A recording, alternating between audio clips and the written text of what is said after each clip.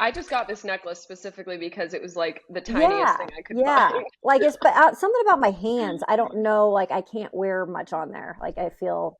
And you know what's funny? My mom was like, "What do you want for your birthday and stuff?" And I didn't know what to tell her, so I'm Googling like birthday gift ideas for women and like to see if Yep. something like sparks my. And I saw the Aura ring, and I start like going into a deep dive, yeah, on the ring. And I saw a girl who had like my hands are really like skinny and Yep. bony, and my fingers specifically. Like I think they told me my ring size when I was with my ex was like a four and a That's what half or mine is. something. Girl, mine is a It's three and a like half. oh, okay, so you That's guys are in the crazy. same Hmm. boat. So my fingers are like super tiny, and I saw like a girl with one of finally like a picture of a girl with the ring on, and her hands were like a little thicker than mine even, Yep. and it still looked huge, like Yep. bulky as hell on her hand. And I was like, there's no way I can wear that. It's gonna look like I'm wearing some like gaudy men's engagement ring. Yep. Like there's no way I can do that. I know. That's why my For rings, aesthetics yeah, alone, I didn't want a I big ring can't for do that it. reason because it just didn't look right on my finger. Like I don't have a Yeah. band either because mine has detail on like the inside. Mm. So I just like I don't even think I would wear both of those either because like I said, it's just too like for me, I don't wear a lot on anything, so I feel like it would be like clunky. Yeah. I Yeah. love how we have our fall nails Yeah, in Oh full yeah. effect. I know, right? I'm keeping all of this in, by the way, because this is Oh. great conversation.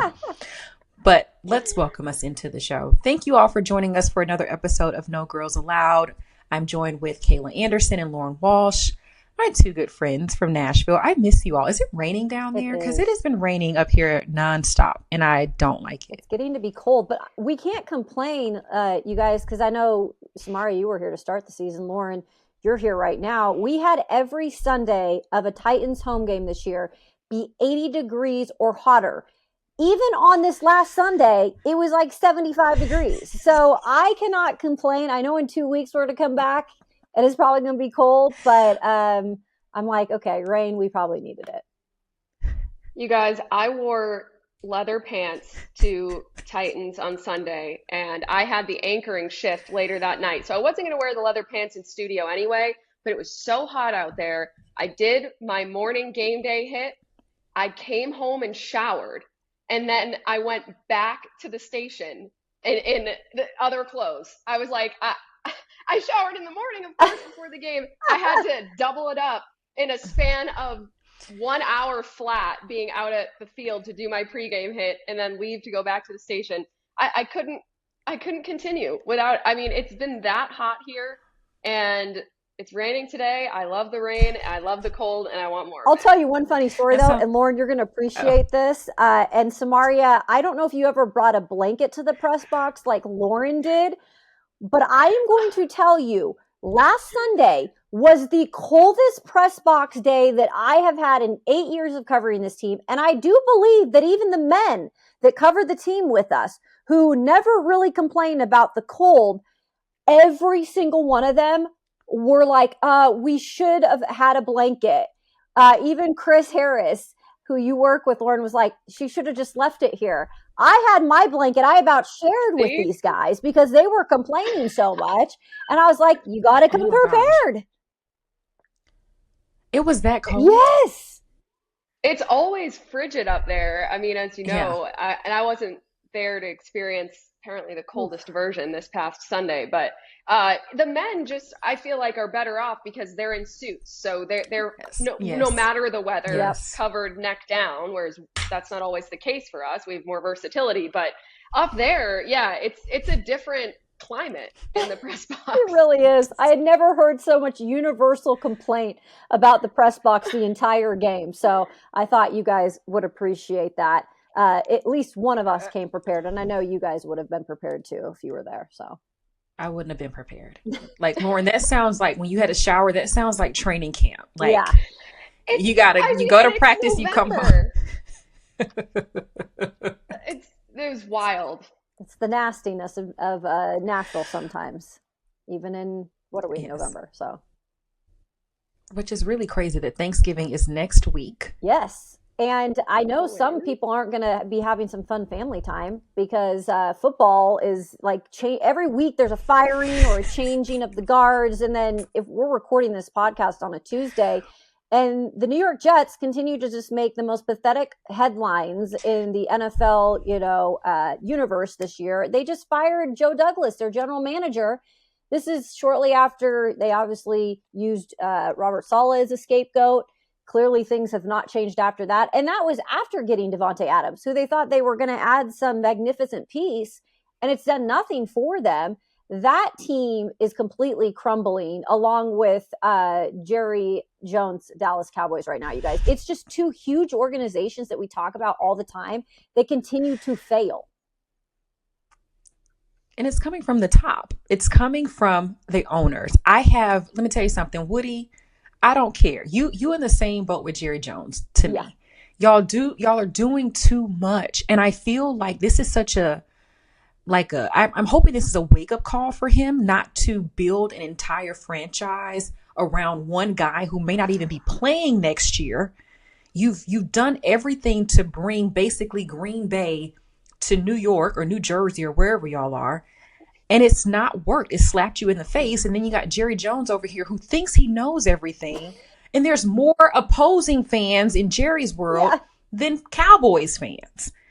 And like when he did the whole thing about not getting Derrick Henry because he felt like Derrick was not going to mesh well with their offense, I knew then he didn't know what he was talking about. You don't know what you're doing. You're like, and it's the way that he talks about his players, the way that he treats the players. Like, I could not imagine us being at the Titans practice facility and then there's fans walking around through the weight room, watching us at practice. It's almost like it's a zoo. And these guys are exhibits at the zoo, and it's affecting your team. Even down to the blinds. Like, you need curtains in the stadium.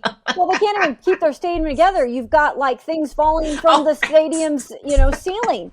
Well, it's like just like his team, the Jerry World's falling apart as well. Like, what is going on down there?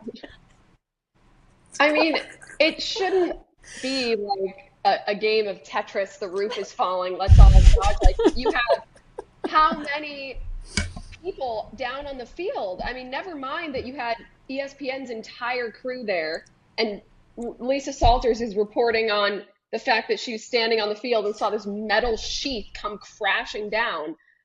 I mean, it's a continued horrific look over there for the Cowboys. And I just think in terms of the owners and the points you guys were making, it's kind of like the offensive line argument where a good offensive line is not noticed.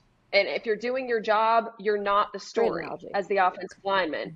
And as GMs, sure, some of them are prominent enough, Robert Kraft with the Patriots, that you know their name and they're around and what have you. But when they are actively meddling in the team, David Tepper-esque, and continuously inserting themselves into the narrative of the team, that is usually not a good thing. I'm hard-pressed to think of too many scenarios where that has worked out in a positive way for general managers and owners in this league.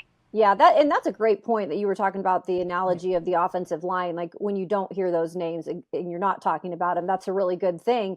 That usually that's not the case in football. You want to be talking about the person. But yeah, and that's the case, I think, for organizations that continue to be steady Eddie and continue to be in the playoffs and, fighting for, championships. And you look at the Ravens, the Baltimore Ravens, it's like, I don't even, ever hear about the owner there. Green Bay. And that's one of those, kind of stable organizations you can probably put in while, the Hunt family, they're in the mix as well. Cause they're there, they make themselves present, but they're not inserting themselves in the team all the time. Yeah. Yeah. Even like in Detroit, the Ford family, great example. I mean, you may see them at the game, but we don't hear from, I'm trying to think, what is her name? Oh God. They've been there forever, right? Sheila, I think it's Sheila Ford.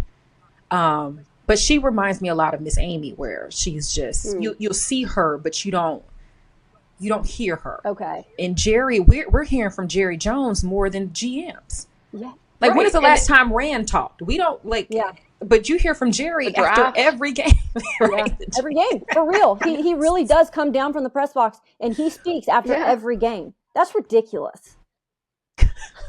And I might have misspoken earlier saying general managers. Obviously, I was alluding to owners in that role. I think I was thinking of the Douglas thing we mentioned earlier. But yeah, I mean, he really should not be available to the media as often as he is, because it's only hurting the team. And you had a similar situation with coaching changes, and I covered the Panthers in Carolina with David Tepper, and it when Tepper was available, it was not bettering the outlook for the Carolina Panthers. He was saying things that to this day, media members and fans alike quote in a joking and negative light. So I think that it's definitely the offensive line argument with owners. Better that you're kind of flying under the radar and doing a good job, and that means people aren't talking about you. You don't have to be answering to the media, and that's not what we've seen with the Cowboys and Jets as of late. No. And I know that we've talked a lot about the Titans maybe losing the locker room, but the Cowboys, the locker room is gone. Yeah. Like, I wanted to bring up the Micah Parsons situation because that was such like I'm like, I get the frustration, but you cannot say that, right, about your coach. You can't say that he doesn't work as hard as, you know, your teammate down here in the locker room. Like, that's where you know it's like, okay, y'all just go on and lose out or do whatever y'all going to do, because I don't think that there's any coming back from that. And Mike, with Dak out with an injury, Micah is now the leader of this team. And if he's getting on camera saying that he doesn't really care about about Mike McCarthy getting this extension because he's more worried about his teammates down here getting a ring or getting them another contract. I'm like, oh my God. What was y'all's reaction to that? I would agree with you. And I think that maybe if we had like a former player on the show, let's say, maybe they wouldn't completely agree with us in terms of that. But I'm speaking from my own opinion of being a reporter in those situations. I understand that a player is going to say, well, a player can say what they want to say. And the first thing that they're going to stand up for is their other teammates, right? And I get that whole part of it. But this is what the fine line is now with the NFL and social media, because social media is used for a lot nowadays. And he has his own podcast, clearly. And I think that if you have your own podcast, though, during the season, in season, when you guys are fighting through adversity and dealing with different things, I think it's probably smart not to go out and say stuff like that. Save that at least for the off season, and then let the, things happen in the off season. But when you do that in season, some guys might really appreciate, okay, that guy's here for me. That's the first thing that Micah Parsons thinks about is the other teammate, not McCarthy. But I think that can divide a locker room too, because not everybody is always happy with Micah Parsons either. I've heard in that building that people have issues with Parsons a little bit too. To each is your own, I guess, when it comes to the locker room. I'm sure you could say that in any locker room. So I think it's really a fine line you got to walk as a player if you're going to do that stuff in season, because that's not ever going to help your team come together in my mind. Yeah. I fully agree. I think that it's the kind of thing that maybe you think and perhaps say in private to a teammate who you're close with. But I think to say it in front of microphones is a totally different thing. And you just have to know, a veteran player like him, you have to know the impact and potential fallout from something like that.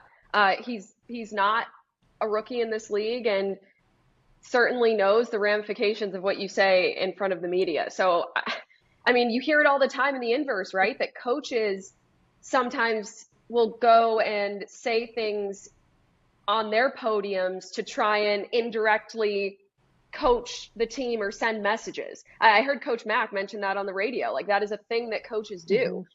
But for the players, it's not to say that they can't express their frustration. Of course they can, but I just think you have to be mindful of how it's going to look and sound.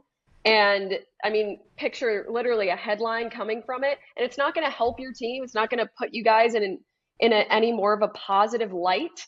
And the Cowboys could use a positive light around what's going on with them right now in a lot of different ways. So that's a tough thing to have to deal with, I think, as an organization, when one of your prominent players is saying pretty damning things about the coach. And, and you all know that I'm just, I'm sorry, no, Kayla. go ahead. I was going to say, like, I'm just like in a conflicted because, I see what it's like. I'm firsthand witnessing what it's like to be a coach in the NFL. And so they're not technically working hard as far as putting their bodies on the line, but they don't get an off day. Like, time-wise, they don't get a single off day. Monday, the guys are off. The coaches are preparing for the next week, and like, I don't, like, Sean will get up he's gone at 5 o'clock in the morning. He doesn't come home to 9 p.m. Yeah. And that is like Monday through Wednesday.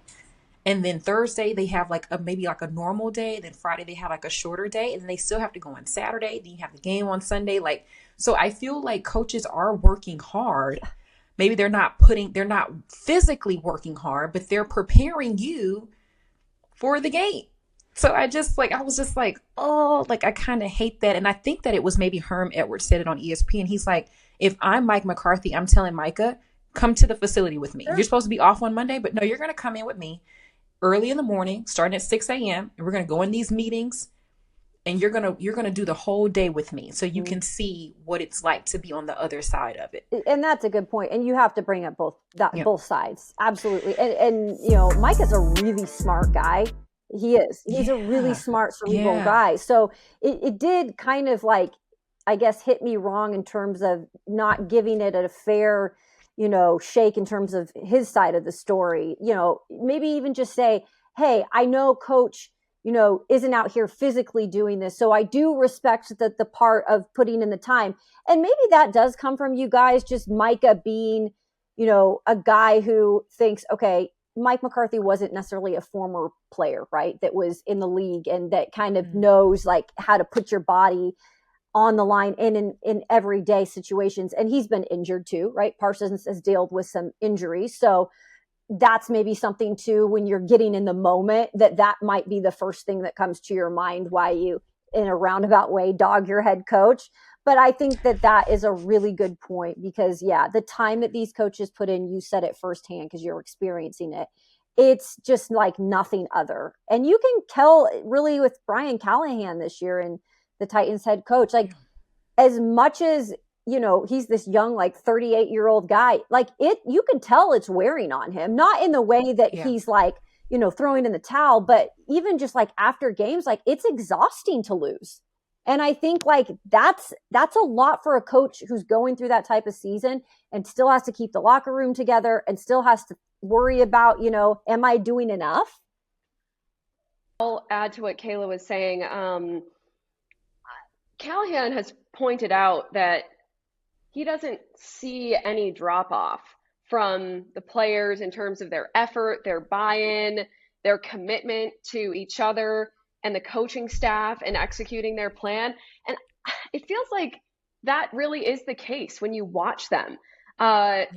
You're kind of hard pressed to find guys who are giving off an attitude like they're throwing in the towel or taking plays off or just simply don't care.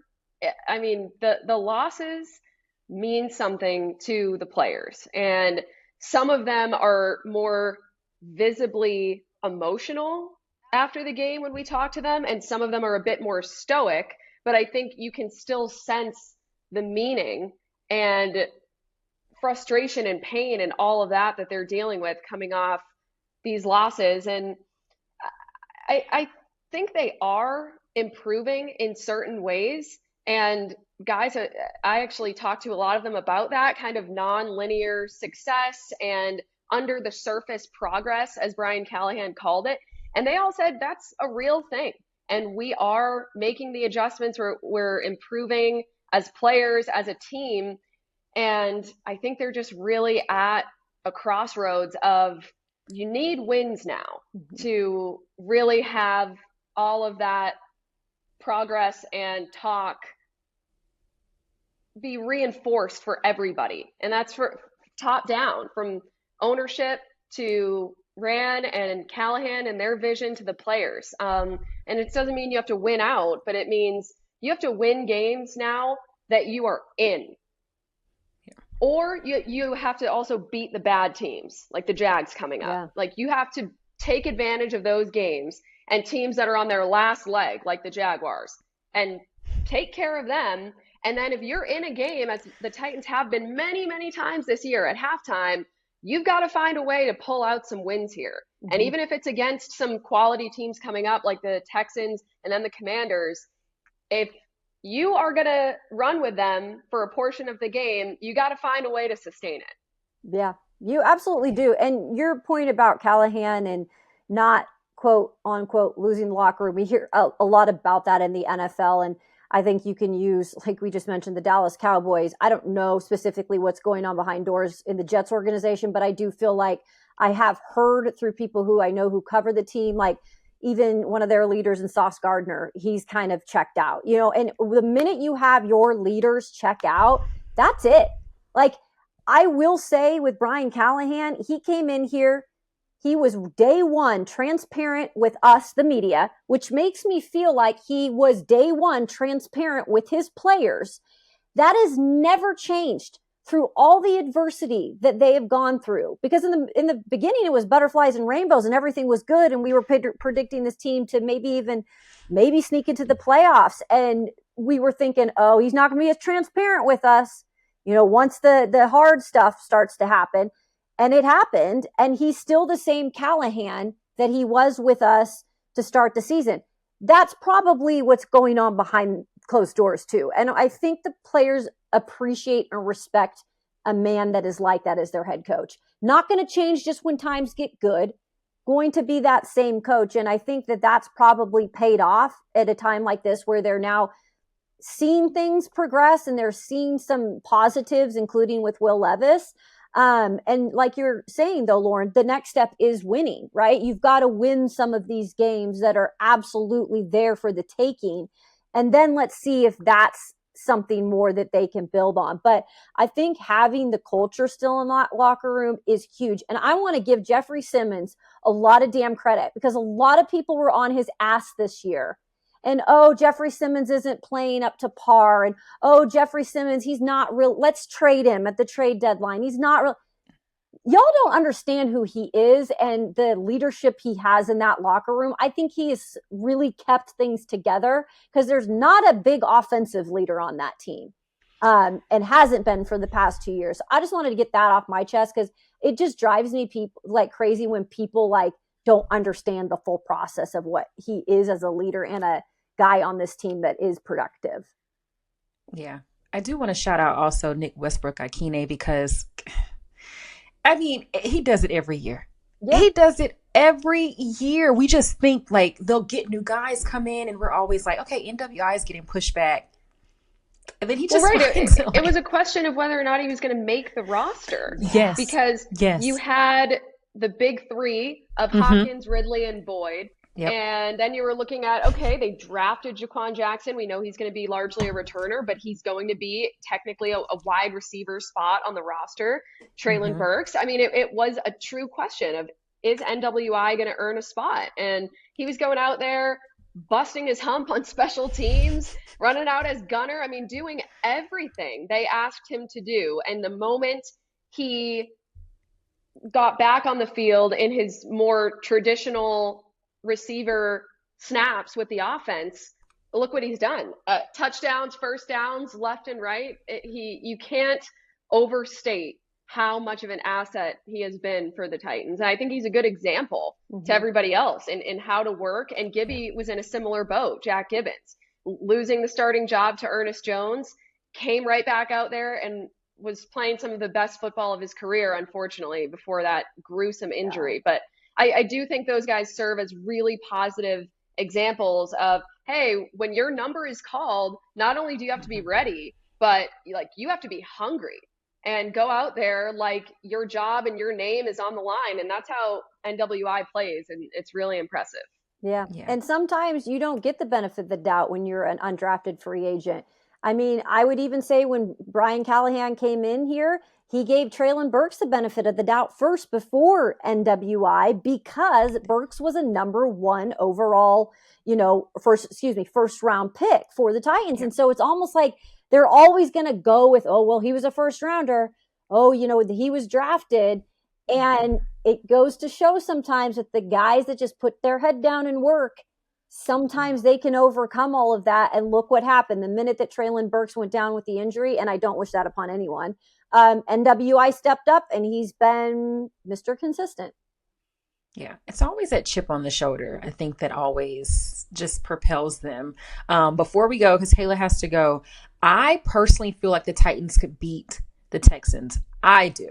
Ooh. I think that they could win this game because of how good the defense plays, right? Like, I think if they can go in and get CJ Stroud kind of rattled a little bit and get to him, I honestly, and if the offense can kind of figure it out, because like you all mentioned, Will Levis has taken massive strides the last 2 weeks.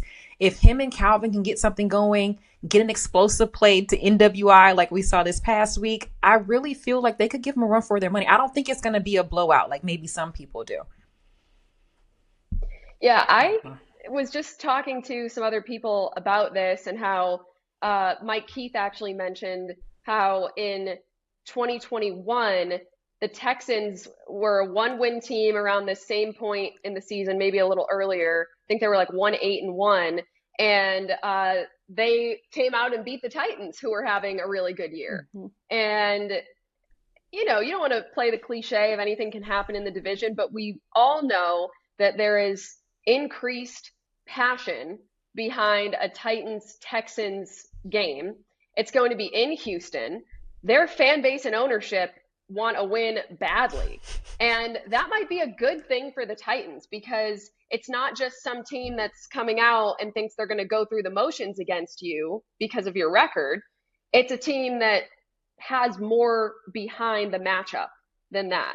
And that could be invigorating for the Titans, I think. And I also feel like I'm very impressed with the way the secondary has played and stepped up. And Brian Callahan said himself, it's kind of the cost of doing business where you have Jarvis Brownlee and Mike Brown with, those Darryl pretty Baker's memorable really penalties.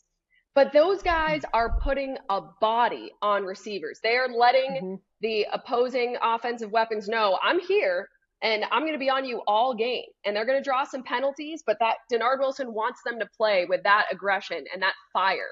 And I think against a Texans team, that could be a huge asset and could move the needle. To your point about the defense, the secondary, if they can continue playing like that, and of course, they didn't have a perfect game last week, but they definitely helped to set the tone, along with what has been a really good front with Simmons and Sweat and Sebastian Joseph J too. I think that this is going to be interesting. And yeah, I don't think anybody should just, it's probably going to, honestly, the spreads this year for some of these NFL games have been wild. I mean, the amount of double-digit numbers and the Titans have been in that mix is actually ridiculous for the NFL because that just does not happen often. I would not be surprised. Maybe not double-digit favorites will Houston be, but I think they'll be close to that this weekend, which I think that is something that people should watch out for because like you guys said, I don't think that it's just a given that Houston's going to walk out with this thing next Sunday. And I would say that I know they just got the win on Monday Night Football, and they're going to have a shorter week to prepare for the Titans. But if we see Will Levis continue to progress, and like I said, it's not major steps, but it's minor steps that are building up. The protecting the football is the biggest thing to me with Levis. I know he had that interception at the end of the game, but in my mind, guys, and I think even Callahan said that, at that point, you were kind of pressing to make a garbage play. Time. Yeah, it's garbage time. What does that really mean? For the most part, though, he has not really given the ball over in 2 games when it's like crucial, which he has done in the past. I think he's seen the field better. I think he's building chemistry with Calvin Ridley, Nick Westbrook-Akine. I think everything is going in the right direction besides that right tackle spot. And if they can just patch that up enough to give, Will some chances here on some of these drives to just be more consistent, I think they could definitely win this game. It'll be close, but because the defense always gives them a chance, and CJ Stroud, you guys, I love CJ. I think CJ's a great quarterback. He's having a little bit of that sophomore, not slump completely, but a little bit of the sophomore situations that happen when they're not as smooth. They're not always like going to be the ones that are going to win you the game. Their numbers aren't popping off the charts. CJ's kind of dealt with some adversity a little bit this year. He's had some receivers out. Nico Collins is back now. I get that. But, he's working through some things too. So if Jeffrey Simmons and company can get pressure on him and get it early from the jump, I think that could set him off his game. And then we're talking business. We could maybe make this a ball game. Yeah. Well, thank you all for staying with us throughout this episode. I thought it was a great episode. It always is, right? Yeah. It's always a great episode. And I have I have our show on all platforms, guys. So please check us out on anywhere that you get podcasts. It took me a while to figure that out.